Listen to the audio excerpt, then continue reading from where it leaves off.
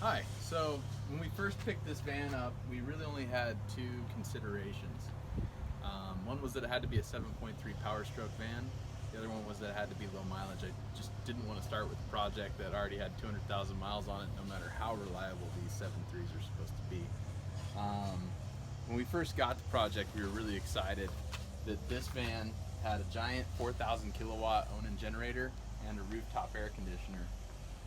But as time went on, we realized that 4,000 kilowatts was really way more generator than we needed. And as you can see from the size of this hole, it took up almost an equal amount of space on the inside of the van, which was just, we felt like we were really sacrificing a lot for our minimalist RV build. So we took the giant generator box and the Onan out. It didn't really work very good to start with, so that made it an easy decision. I was hoping I'd get more money out of it, but we only got about $100 out of it. But anyway, we went to pick and pull. We found a van with a nice clean side on it. We packed it out with a Sawzall.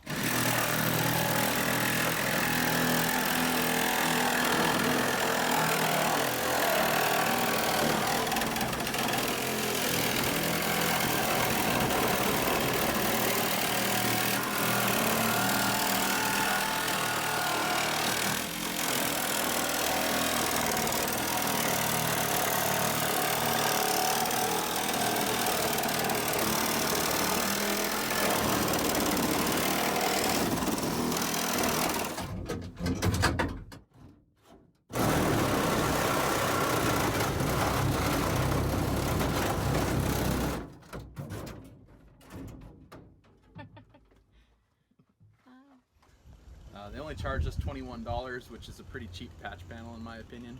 And so now we have both the patch panel and the hole prep, and I'm going to show you guys how to weld in a patch panel. Alright, so when installing a patch panel, panel fit is going to be the most critical aspect of the job. I'm going to be MIG welding this panel. When you're MIG welding, you want to leave a gap. About a 1/16 of an inch is plenty. Some people say a 32nd. I think a 32nd is a little bit tight and quite frankly hard to achieve. But a nice even 1/16 of an inch gap all the way around the panel is going to ensure proper fit. It also makes holding the panel in place with these interlock clamps fairly easy. To find these, I believe the trade name is interlock, but Google butt weld clamp and you're going to have a much easier time finding them. Get them from Eastwood. Harbor Freight has them. But they really come in handy. When you're doing a big panel like this, having a suction cup clamp makes life way easier. I got this on Amazon, we'll put a link in the description. A smaller panel, you can use a magnet to hold the panel in place. A strong enough magnet, you could probably hold a panel this size, but with a suction cup, it was a piece of cake. It's good to have an assortment of magnets. Especially if you only have a few clamps, you can put magnets on the panel to kind of suck the panel up to the parent surface that you're welding to. Also a good idea to have a big hunk of copper or a copper hammer to have a helper hold from the back side where you're welding. That'll kind of control the weld puddle. Anyway, that's about it. Okay, so we did our first pass of tack welds on this panel. And what I did is I tacked directly near each clamp. And literally, the key to doing this right is patience, patience, patience. So you tack, skip around, jump side to side, up and down. You want to just tack it in place, and then now what we're going to do is we're going to pull the clamps out, and we're going to reset the clamps back in the middle of the panels and do another set of tacks.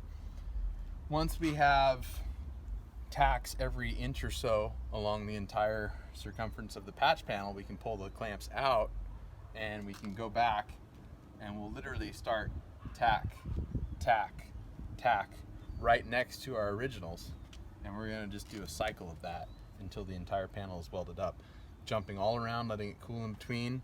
Good idea to have an air nozzle handy to blow off the panel and cool it down in between tacks. So hang tight, we'll get these reset and we'll show you some more. Okay, so we've done about 4 passes with the clamps now, moving them around and tacking in between. Again, you got to take your time. You got to go really slow. You're not concerned with the way this looks right now. This is all going to get ground smooth when we're done. You're You're literally just going slow, skipping around as much as possible, and putting the least amount of heat into the panel. What I'm going to do at this point is I'm going to just start going back over each one of my tacks. I'm going to start just to the right of this one, and then I'll skip just to the right of this one, just to the right of this one. Where they get a little congested is where the panel was a bit wavy, so I'm not going to go just to the right of each one. I'll do this one, maybe I'll skip over here, and then I'll skip over here. I'll come back and I'll hit these on the second pass because I don't want to put too much heat into the panel. So here we go.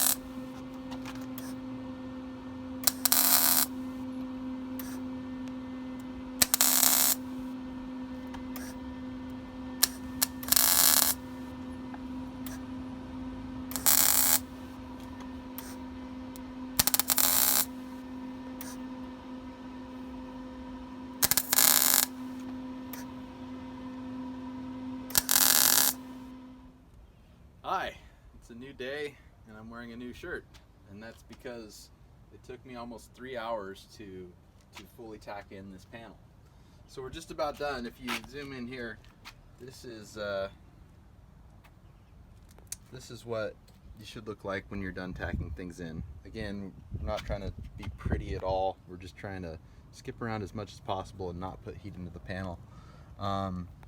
These are kind of the stages of grinding it down. As you can see here, you know, the welds are ground somewhat, trying to work the body line. It's not exactly perfect, but this will get a skim coat of Bondo. But this right here, that's about as far as you need to take it, because you're going to use a little bit of body filler and it'll cover up any imperfections. I still have a little bit more grinding to do here. Another thing to note is as you're grinding, you might reveal small voids in the weld. You can go from the back with seam sealer, or you can throw another tack in those spots. I probably got about a dozen on the whole panel. But I think it's better to come back over and have to redo a couple little areas than to stay in any one spot too long and again put excessive heat into the panel. Heat is your enemy. And as you can see, it's not perfectly straight, but it's probably as straight as anything else on this van. And it'll get a skim coat of filler and then paint. I don't think you'll be able to tell. When it comes to grinding, there's a couple of tools. I like to use little pneumatic angle grinders. It takes a long time with these, but they don't put excessive heat into the panel. The 4.5-inch peanut grinder with a flap disc takes metal off really fast, and you can use them if you move around a lot, but if you stay in one space for even 15-20 seconds, you're going to warp the panel. This will put almost as much heat into a panel as welding will. So if you use one of these, be very careful. Take your time. Move around a lot. Don't try to finish one spot perfect before you move on to the rest. Just take it all kind of down uniformly. As I'm grinding, I like to stop and I like to put my hands right on the panel and I like to feel. If I can't hold my hand on it, I'm putting way too much heat into it. I like to feel just like a very slight amount of warmth when I put my hands on it. And if I feel any more than that, I'm not moving around enough. So that's about it. I'll come back when it's all ground and show you the finished result. Okay, so I wanted to show you when to know, or how to know when to stop. If you zoom in right here, can you see that my panel is got a little teeny bright spot? As soon as you start to touch the the panel, whether it's your patch panel or your parent metal, stop. You either need to switch techniques or switch tools. Sure, I can keep grinding right here and I can make this all nice and shiny and smooth and perfect, but this metal will be thin and this spot will be low. So hopefully you can see that on the camera. I just started to touch the parent metal. I stopped. This was using the big grinder, and like I said, moving all around really fast as I do it.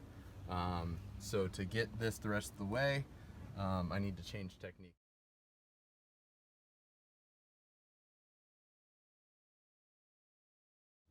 Anytime you're doing a patch panel, we had a giant hole in the van already, and we were just trying to fill that hole. We didn't want to cut more out of the van, and we didn't want to pay for a bigger patch panel to pick and pull. But in a perfect world, you'd start right at a body line.